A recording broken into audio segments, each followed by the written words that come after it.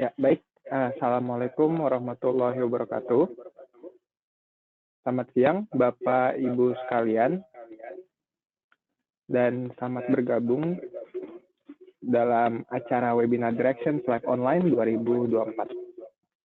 Baik, perkenalkan, saya Muhammad Muzamil, bisa dipanggil Zamil, sebagai Solution Ops di S3 Indonesia yang akan menjadi host webinar Directions Live Online pada pagi hari ini.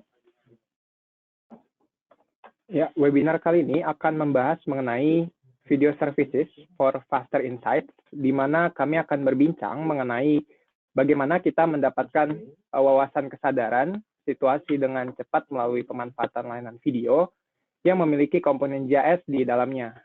Kemudian bagaimana kita mengintegrasikan video tersebut untuk memudahkan kompilasi data dan informasi hingga akhirnya mempercepat proses pengambilan keputusan seperti itu.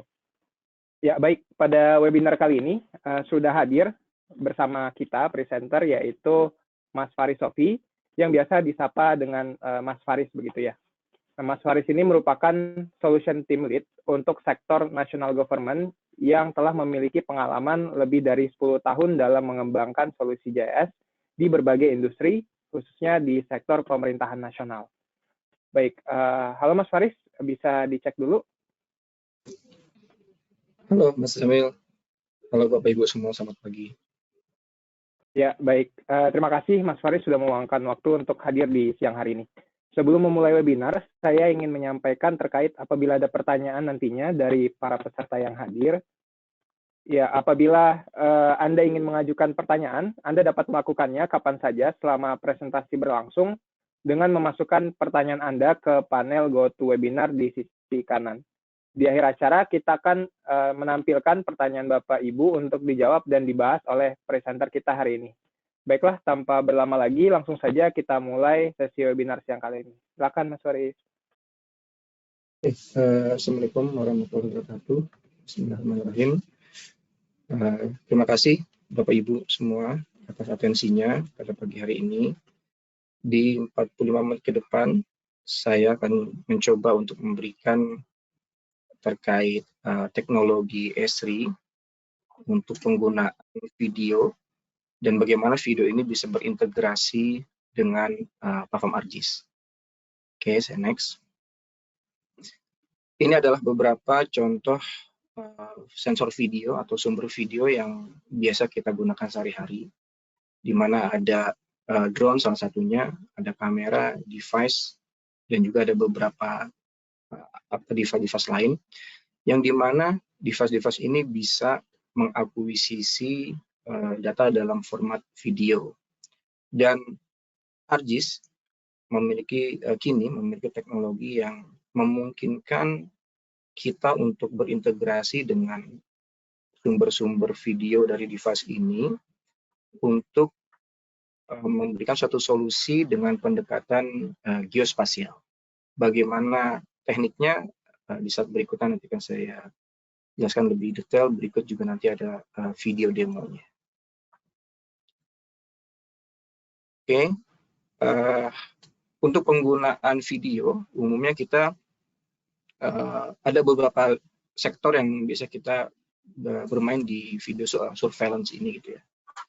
Ada di defense intelligence, bagaimana kita bisa melakukan image assessment sebagai contoh, atau melakukan intai dari objek yang ingin kita tracking. Lalu di bidang AEC, ini juga penggunaan video umumnya diperuntukkan untuk security monitoring ataupun juga corporate security. Dan juga banyak sektor-sektor lain dengan penggunaannya masing-masing, di mana video sekarang sudah menjadi elemen yang penting, yang menjadi requirement dari sistem mereka. Dan ArcGIS dalam hal ini ingin coba untuk melakukan pendekatan bagaimana video-video tersebut dari lintas sektor yang digunakan tersebut itu bisa kita integrasikan, sehingga tidak hanya tampilan video saja yang bisa kita tampilkan di dalam command center atau di sistem kita, namun unsur-unsur geospasialnya pun juga bisa kita sematkan, sehingga integrasi antara video dan geospasial ini menjadi informasi yang bisa kita ambil suatu kesimpulan baru ataupun analisis baru. Ini adalah beberapa penjelasan tentang ArcGIS Video Server. Jadi memang produk ini relatif masih baru. Dari Esri launching aplikasi video server ini di akhir tahun 2023, dan ini disebut sebagai initial release. Dan ini baru ada di versi ArcGIS Enterprise 11.2. Jadi untuk 11.2 ke bawah masih belum didukung dengan kapabilitas ArcGIS Video Server ini. Beberapa key capability dari ArcGIS Video Server ini, diantara pertama adalah kita bisa melakukan publish on demand video file kita. Jadi dari kumpulan file-file video yang sudah kita punya, yang sifatnya masih file based, ini bisa kita publish menjadi bentuk video service nantinya, di mana video service ini nanti bisa kita sajikan, bisa kita visualisasikan dalam bentuk web based. Dan ini akan menjadi kemudahan untuk Bapak Ibu yang mungkin sedang ada di remote, di lokasi yang tidak di command center, untuk bisa melakukan visualisasi video ini di device yang memang bisa terkoneksi dengan internet. Kemudian selain on demand, ada juga live streaming video. Ini untuk kebutuhan yang sifatnya kita ingin mengambil keputusan secara real time. Untuk video inspeksi yang kita lakukan di lapangan, itu bisa disajikan secara langsung di dalam platform ArcGIS. Bisa kita lakukan analisis secara langsung dan hasil keputusan juga bisa kita ambil secara cepat. Kemudian juga dynamic georegistration, bagaimana video yang kita publish itu sudah tersematkan metadata geospasial, dan video yang ditampilkan pun juga sudah memiliki unsur-unsur geospasial di dalamnya. Kemudian ada transcoding, lalu fitur untuk melakukan pencarian, dan juga yang terakhir adalah melakukan spatial telemetri atau pengukuran dari peta yang nanti disajikan oleh video tersebut.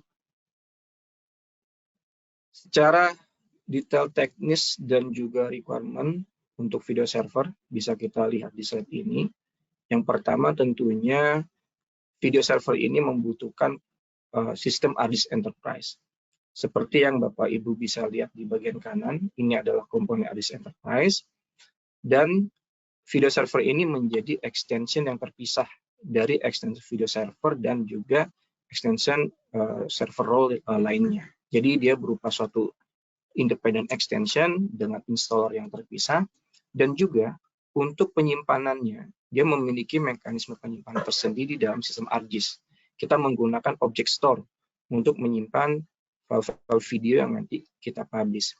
Sehingga secara requirement-nya, apabila Bapak Ibu melakukan suatu proses operasional task yang sifatnya rutin, di mana melakukan akuisisi video dalam jumlah yang cukup banyak, bisa dipastikan object store yang Bapak Ibu deploy juga harus memiliki storage dengan kapasitas yang menyesuaikan itu. Kemudian di level client, untuk melakukan visualisasi dari video server ini, untuk di fase inisial release ini kita bisa menggunakan 3 platform ArcGIS. Yang pertama adalah berbasis desktop, yaitu di ArcGIS Pro. Kemudian untuk yang berbasis web bisa di ArcGIS Excalibur dan juga di ArcGIS All Source. Kemudian secara hardware, di luar dari sistem ArcGIS, kita juga membutuhkan GPU, di mana GPU ini harus memiliki support untuk proses encoding dan juga decodingnya. Fungsinya untuk apa GPU ini? Yang pertama adalah untuk bisa melakukan proses transcoding.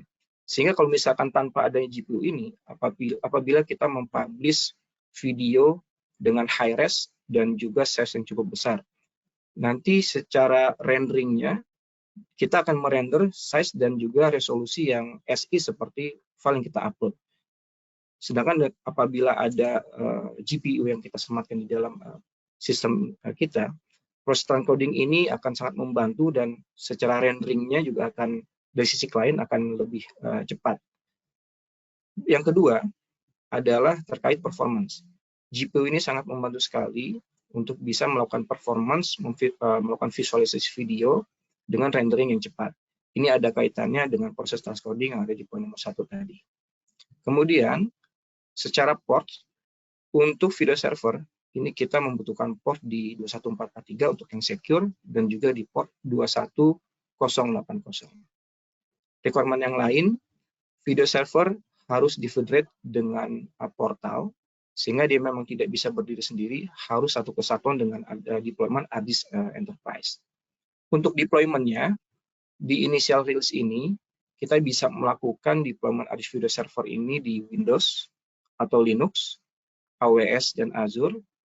Dan untuk limitasinya, di initial release ini kita hanya bisa mendeploy di single machine. Belum bisa kita lakukan multi-machine untuk menginstal ARDIS Video Server ini. Detail teknis dan requirement lainnya, yang pertama poin yang berikutnya adalah untuk melakukan uploading file-file video untuk menjadi video on demand.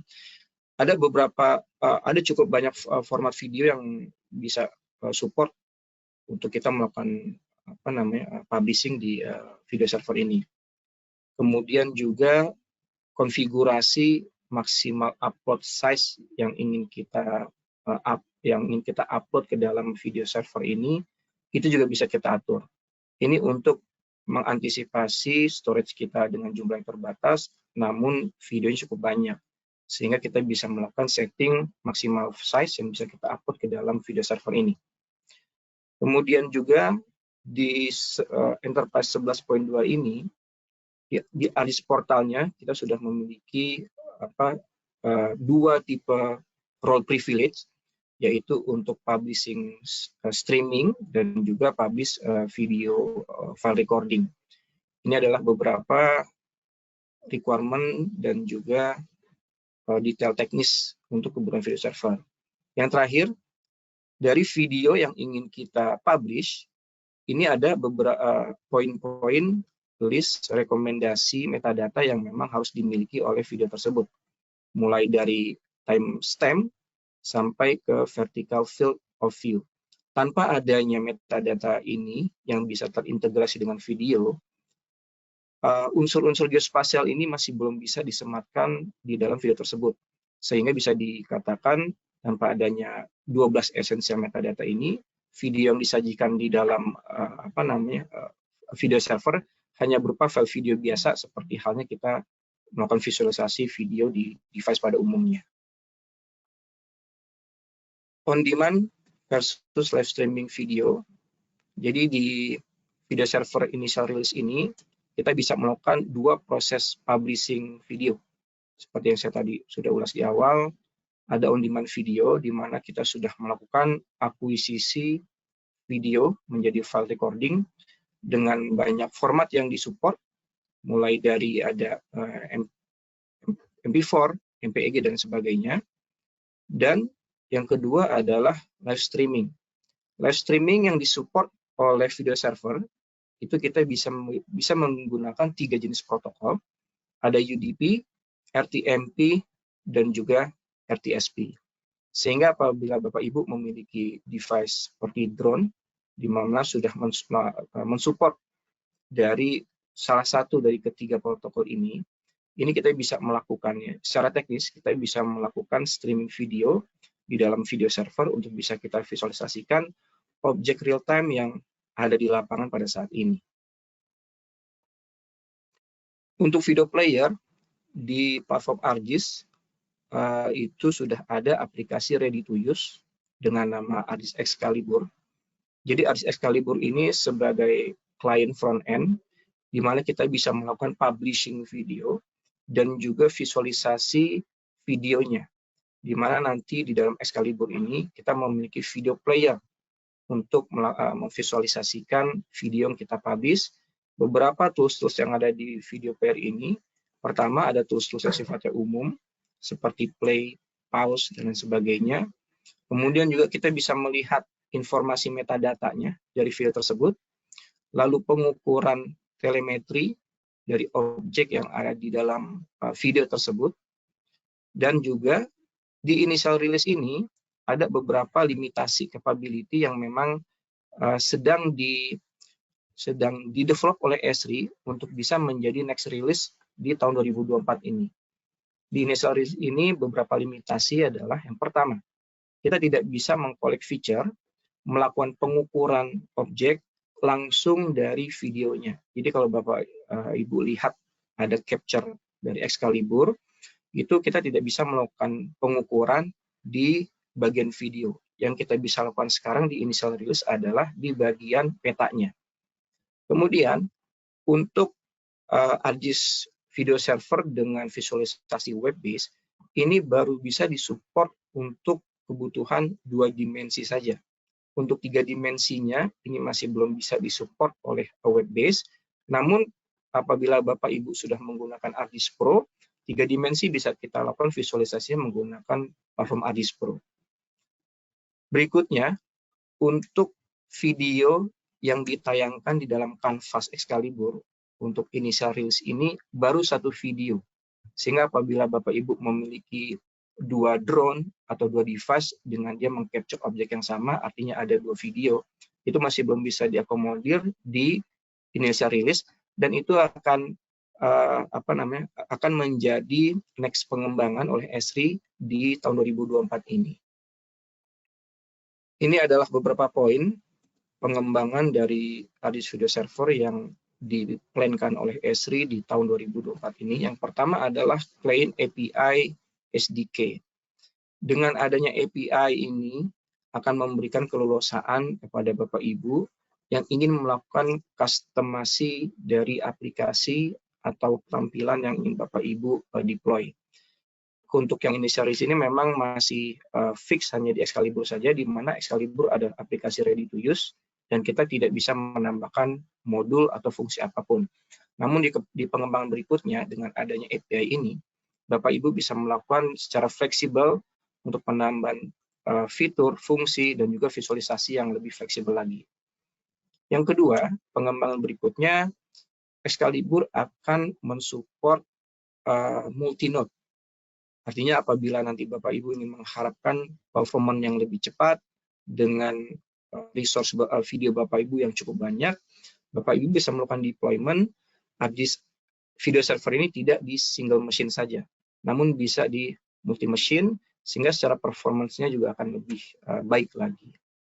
Yang ketiga, integrate dengan Cloud Object Store yang ada di AWS dan juga di Azure.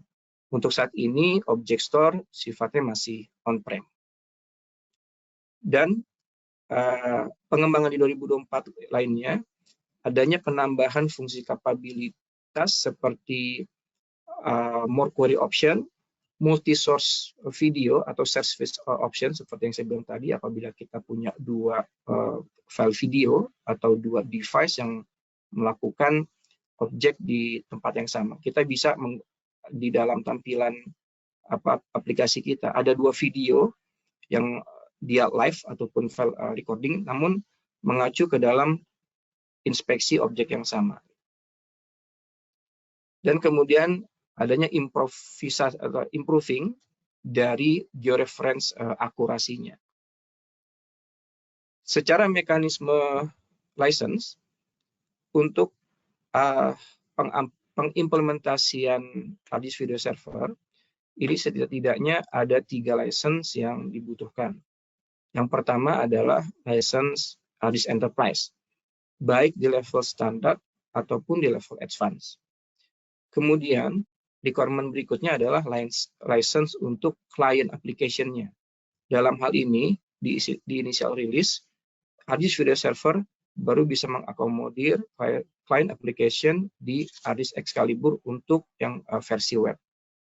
Yang ketiga adalah extension dari ArcGIS Video Server itu sendiri, di mana si ArcGIS Video Server ini perlu dilengkapi dengan GPU untuk mendukung kebutuhan transcoding dan juga meningkatkan performance.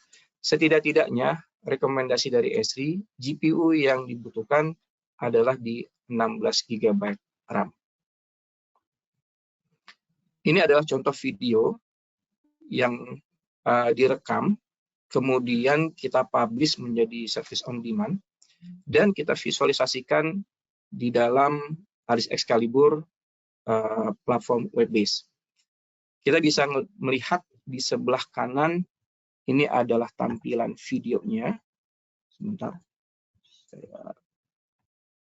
Dari tampilan video bergerak yang ada di sebelah kanan, kita melakukan satu objek pantau objek bergerak gitu ya. Dan objek bergerak ini dia bisa kita visualisasikan di dalam peta yang ada di sebelah kiri. Lokasi objek pantau, lokasi drone, dan juga rotasi dari perputaran drone itu bisa kita integrasikan dan bisa kita visualisasikan di dalam ADIS Excalibur ini. Kita juga bisa melakukan mode untuk follow frame, artinya secara tampilan peta akan terfokus pada objek pantaunya. Sebentar. Oke. Kemudian kita juga bisa melakukan identifikasi objek yang ada di dalam video ya. Ini kita bisa melakukan flash dari titik track yang ada di video. Apabila kita lakukan flash di video, maka akan tervisualisasi objek dengan warna pink yang ada di peta. Sehingga posisi track itu ada di mana, itu bisa kita visualisasikan secara langsung di peta yang ada di bagian sebelah kiri. Kemudian dari video yang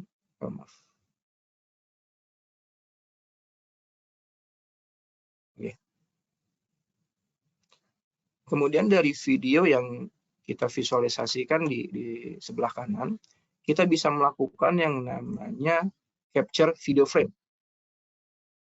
Artinya dari tampilan video,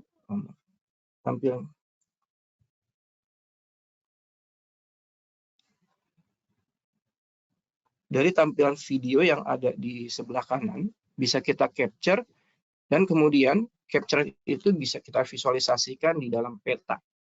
Ini akan menjadi suatu bentuk integrasi yang sangat membantu kita dalam menganalisis objek yang sedang kita pantau.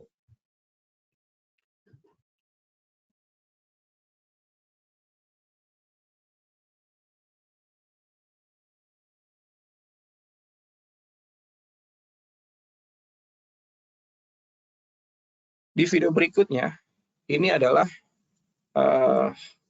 capturing video yang real kita lakukan di beberapa waktu yang lalu di daerah Bekasi sekitar Bantar Gebang. Jadi kita pada saat melakukan uji coba, kita melakukannya dengan menggunakan drone DJI Mavic 3. Kita melakukan akuisisi di sana.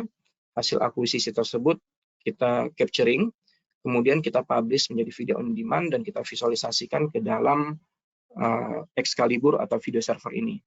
Bisa kita lihat di sebelah kiri adalah radius atau cakupan dari objek yang kita pantau. Kemudian di sebelah kiri, maksud saya, kemudian yang ada di sebelah kanannya adalah bagaimana visualisasi dari video yang kita capture menggunakan DJI Mavic tersebut. Coba saya run lagi videonya.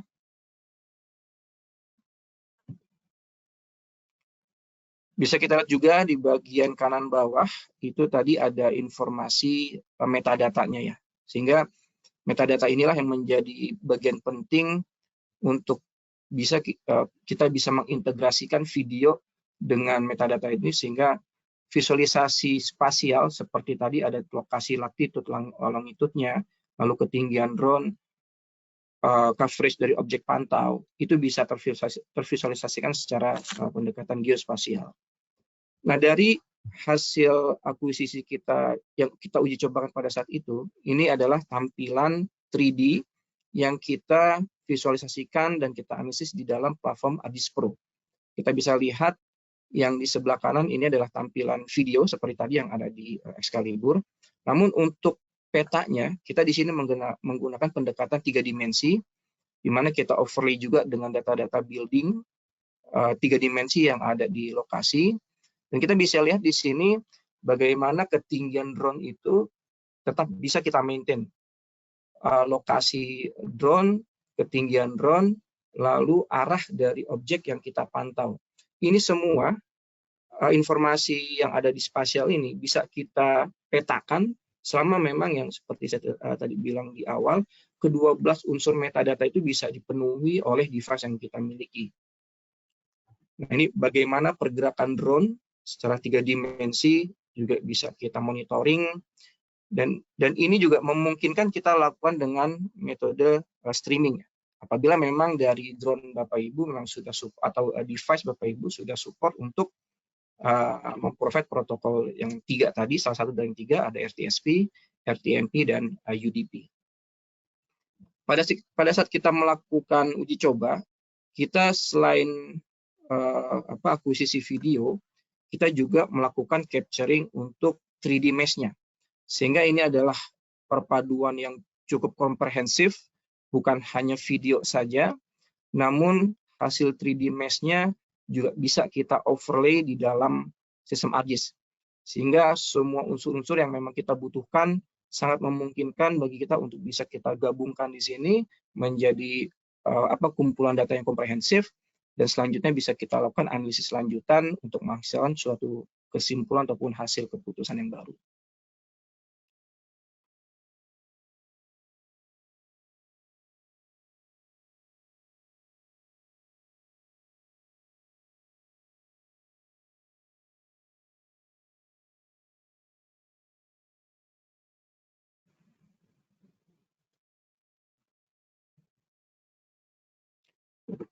Oke, saya next. Kurang lebih seperti itu teknologi ArcGIS Video Server yang telah dikembangkan oleh Esri di akhir tahun 2023, capability-nya, dan juga sedikit use case yang kita berikan di dalam presentasi pagi hari ini. Saya ucapkan terima kasih. Wassalamualaikum warahmatullahi wabarakatuh. Ya, waalaikumsalam warahmatullahi wabarakatuh. Baik, terima kasih Mas Faris atas presentasinya. Sangat menarik sekali ya dengan adanya video server ini yang dirilis oleh Esri gitu ya.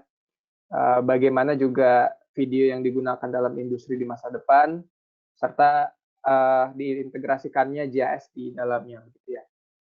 Tadi juga saya sedikit merangkum gitu ya, tadi dijelaskan mengenai capabilities-nya, termasuk di dalamnya menggunakan demand content, bahkan bisa sampai live stream video sehingga bisa menampilkan tampilan secara real time seperti itu. Tadi juga dijelaskan mengenai sedikit metadata yang diperlukan dari sensor dan platform yang digunakan, seperti tadi ada data longitude, dan sebagainya seperti itu.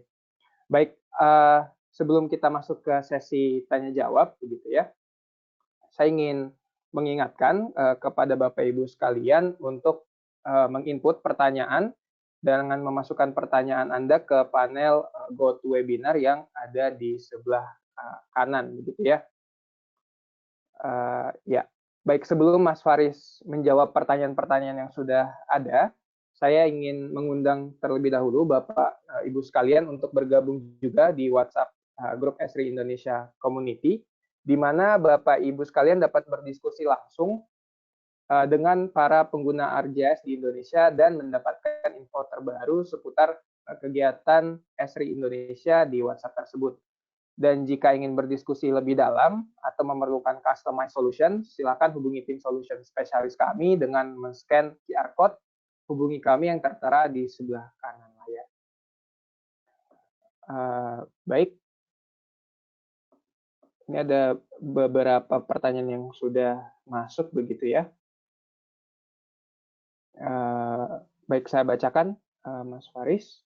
Untuk pertanyaan pertama, untuk metadatanya sendiri, apakah harus melakukan post processing terlebih dahulu dari data telemetri drone yang digunakan? Nah, begitu pertanyaannya. Silakan Mas Faris bisa dijawab terlebih dahulu.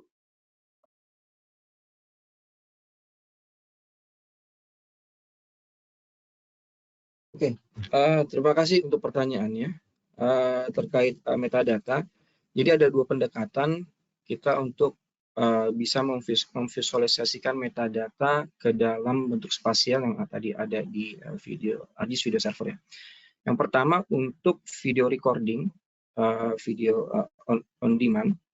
Dari hasil akuisisi drone yang kita lakukan, setelah selesai, drone akan menghasilkan satu video file, dan juga pada saat yang bersamaan drone juga akan menghasilkan file metadatanya. Kemudian dua file ini, file video dan file metadata, kita lakukan yang namanya video multiplexer. Di dalam platform ArcGIS, proses video multiplexer ini sudah support untuk bisa dilakukan. Namun apabila Bapak Ibu punya tools lain, di mana untuk menggabungkan antara metadata dan video ini untuk dilakukan multiplexer, selain ArcGIS itu pun juga bisa dilakukan.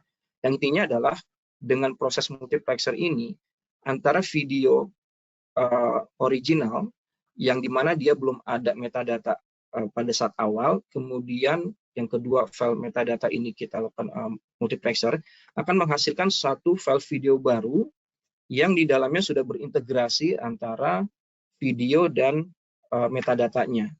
Video yang hasil multiplexer inilah yang kita publish ke dalam ArcGIS Video Server, sehingga nanti bisa kita visualisasikan dengan tampilan yang saya demokan sebelumnya. Ini untuk video yang sifatnya recording atau publish on demand.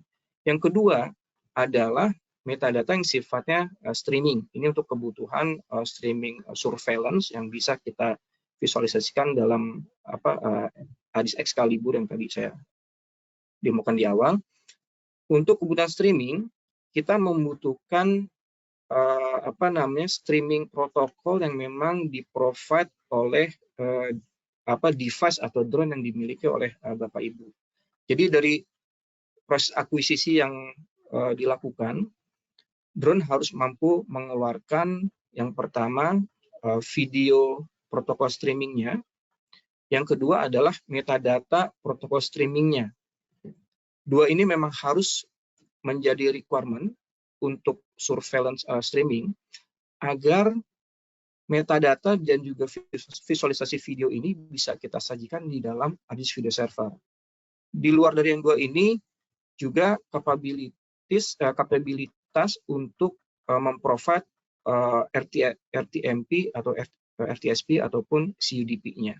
Jadi ini memang kalau yang untuk streaming memang ada beberapa requirement yang dibutuhkan, dan ini akan ada biasanya aplikasi third party ya kita untuk melakukan streaming drone agar URL streaming RTSP ini yang bisa kita sematkan nanti di Excalibur dan bisa kita visualisasikan dalam bentuk surveillance streaming. Kurang lebih seperti itu jawabannya.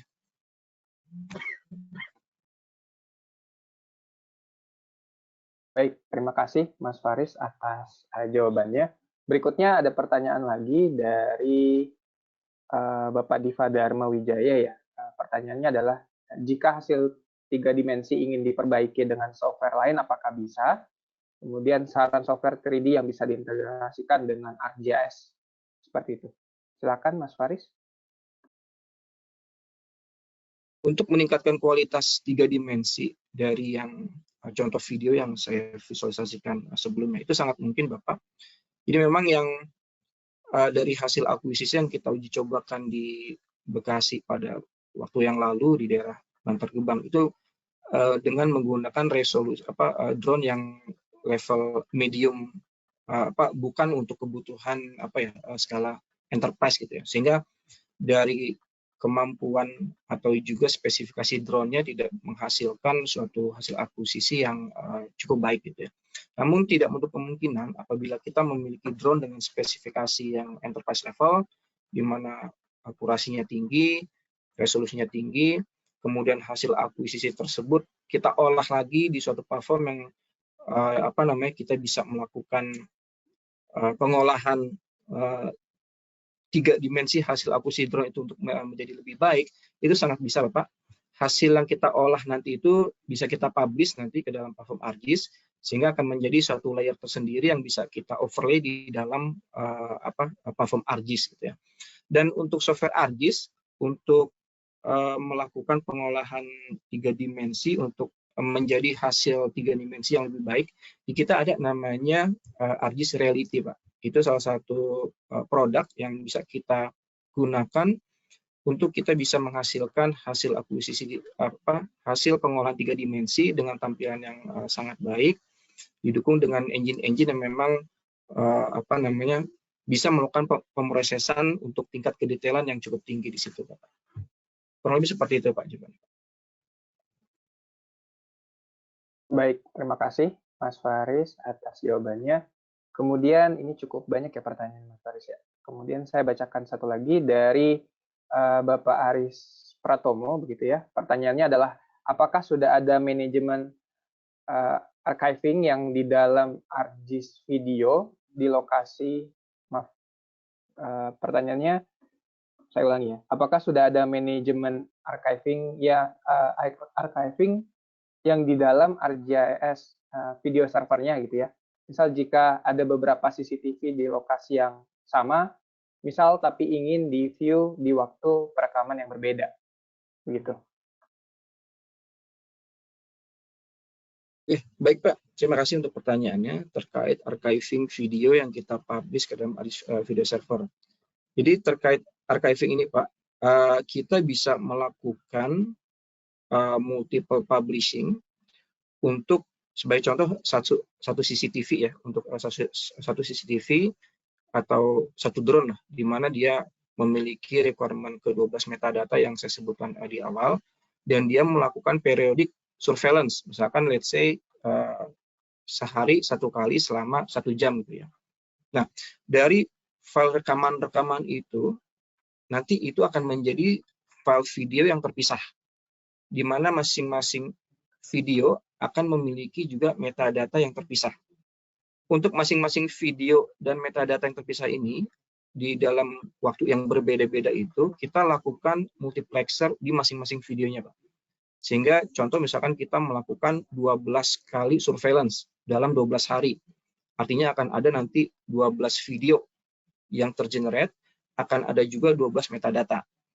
Masing-masing metadata dan video itu kita multiplexer dan kita publish ke-12-nya, sehingga akan menjadi 12 video service yang berbeda di dalam ArcGIS server kita.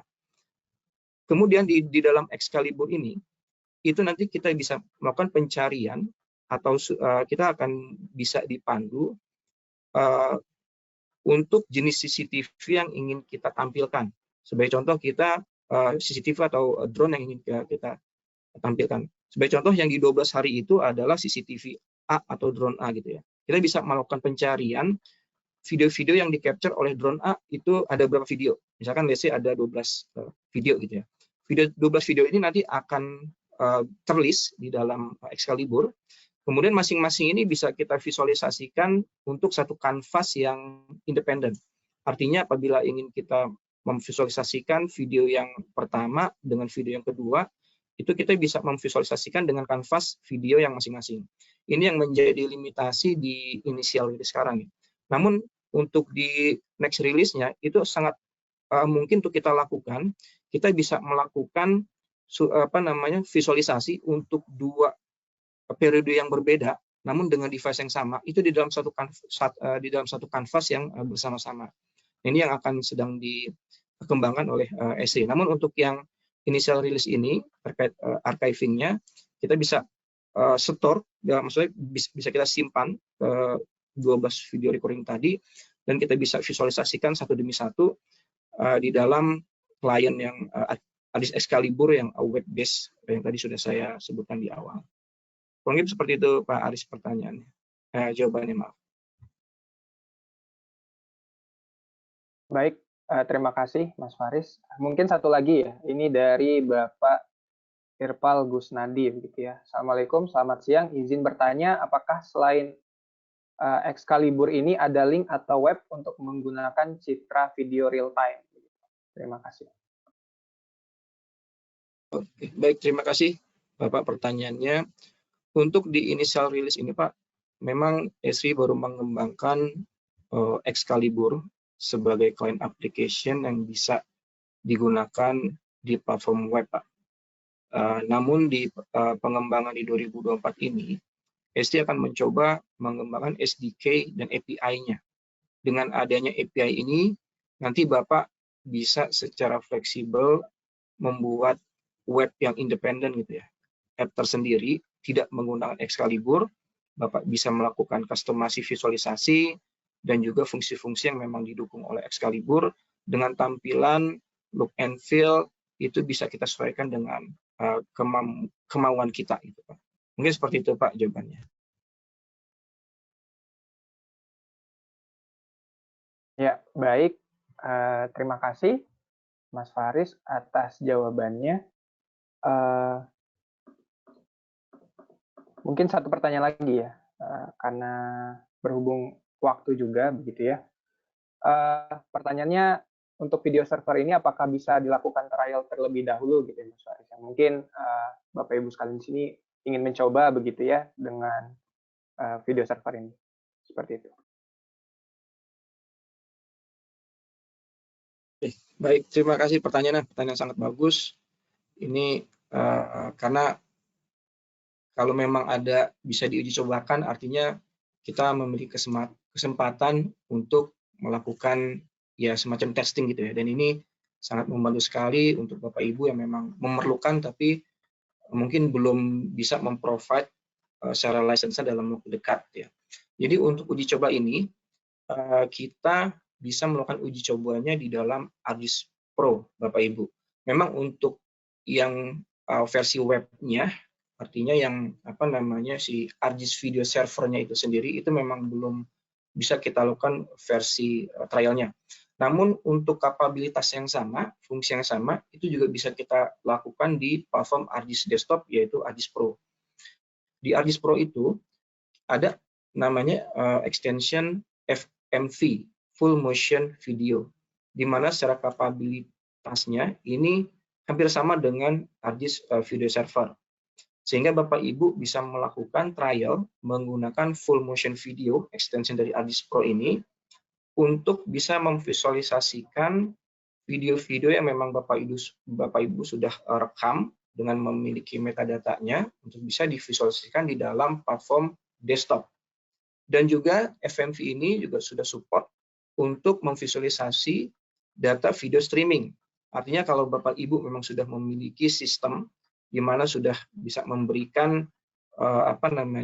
streaming RTSP atau RTMP dari drone yang Bapak Ibu sudah punya, itu juga Bapak Ibu bisa memvisualisasikannya di dalam full motion video extension dari ArcGIS Pro.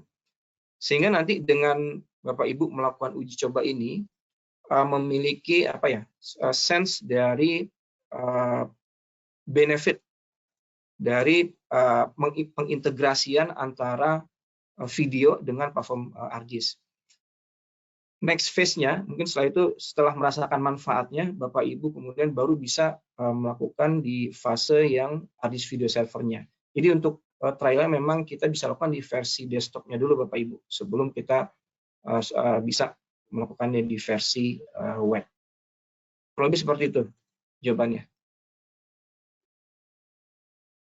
Baik, terima kasih Mas Faris atas jawabannya. Karena pertanyaan tadi merupakan pertanyaan terakhir, saya cukupkan begitu ya. Jika ada pertanyaan lanjutan, Bapak Ibu sekalian bisa langsung bertanya begitu ya dengan men-scan QR code yang ada pada kanan layar seperti itu. Ya, terima kasih Bapak dan Ibu sekalian yang sudah bertanya. Sekedar mengingatkan, sesi DLO webinar ini kami rekam dan nantinya hasil rekaman akan dikirim ke email Bapak dan Ibu sekalian begitu. Pada kesempatan ini juga saya menginformasikan bahwa acara webinar Directions Live Online selanjutnya akan diadakan kembali pada tanggal 2 Mei begitu, yang rencananya akan mengangkat topik mengenai recap dari acara Developer Summit 2024 yang belum lama ini diselenggarakan di Palm Springs, California, USA. Ada rekan kami yang berangkat pada tanggal 12 sampai 15 Maret kemarin begitu ya, dengan Mas Dion Kairawan dan juga Mas Jaka Prana yang nantinya akan berbagi informasi kepada Bapak Ibu sekalian mengenai apa saja tren teknologi GIS terbaru yang dapat mengelevasi aplikasi-aplikasi Bapak Ibu sekalian ke level selanjutnya, seperti itu. Untuk itu saya ingatkan agar berlangganan dengan men-scan QR code agar kami dapat mengirimkan undangan webinar selanjutnya. Baik, mungkin itu dari saya. Terima kasih telah mengikuti webinar ini, dan sampai jumpa di acara webinar selanjutnya. Saya akhiri. Assalamualaikum warahmatullahi wabarakatuh. Selamat siang.